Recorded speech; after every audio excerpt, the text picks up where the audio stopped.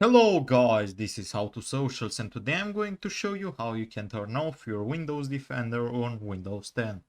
It's really easy, so let's not waste any more time and get right into it. So, the first thing that you need to do is open up your settings menu. That you will do by hitting this Windows button on the left bottom corner of your screen and hitting this button which says settings. That should take you to a menu looking just like this. Here we're going to select the last option, which is update and security.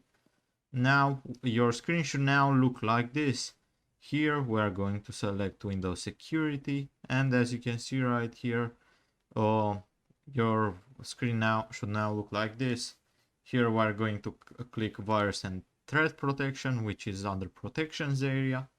Once you've done that, under virus and threat protection settings, you should find this manage settings blue button. Click on it and now you should see these options. Here we are going to turn off the real-time protection, which will actually turn off our Windows Defender.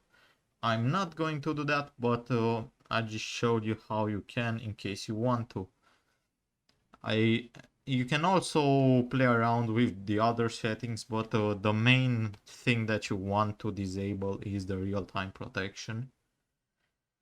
Other than that, you can turn off the cloud delivered protection, automatic samples submission, tamper protection, control folder access, and the other stuff. I hope you found this tutorial helpful. I hope you enjoyed it. Don't forget to subscribe to the channel and see you in the next one, guys.